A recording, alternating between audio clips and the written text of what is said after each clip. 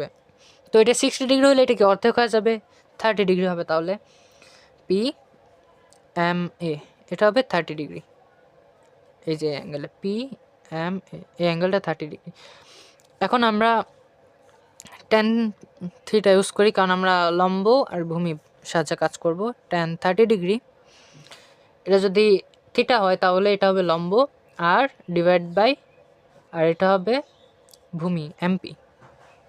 আচ্ছা, তো tan 30 degree 1/√3 equal আসবে আর ডিভাইড বাই এমপি।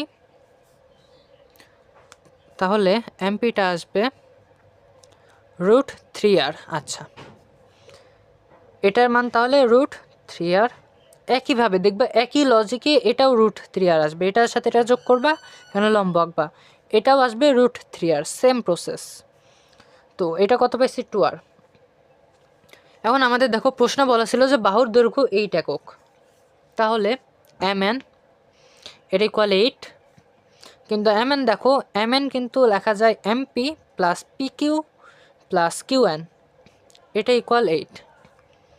তো mp কত পাইছি, √3r, pq কত পাইছি, 2r, আর qn √3r, এটা ইকুয়াল পাইছি 8। তাহলে √3 দুইটা, 2√3r plus 2r equals to 8। আচ্ছা, দেখো দুই সাইড 2 দ্বারা ডিভিজিবল, ভাগ করো, তাহলে √3r plus r equals to পাবা 4, 2 দ্বারা ভাগ করছি। আচ্ছা, এখন দেখো যদি আর কমন নিই, 1 প্লাস √3 এটা ইকুয়াল আসবে 4, বা আর তাহলে আমাদের আসে 4 ডিভাইড বাই √3 প্লাস 1।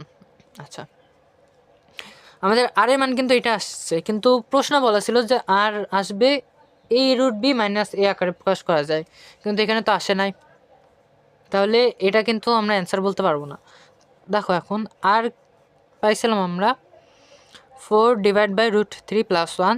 এখন যদি আমরা উভয় পক্ষকে √3 - 1 দ্বারা গুণ করি, 4 √3 - 1, তাহলে √3 প্লাস 1 ইন্টু √3 - 1, তো 4 √3 - 1, এটা a plus B into a minus B, তাহলে স্কোয়ার, √3 স্কোয়ার মাইনাস 1 স্কোয়ার। দেখো এখন 4 √3 - 1, তাহলে 3 - 1, তাহলে পাবা 4 √3 - 1 ডিভাইড বাই 2। আচ্ছা, এটা ব্র্যাকেট ছিল, এটাও 2, তাহলে 2 √3 - 1।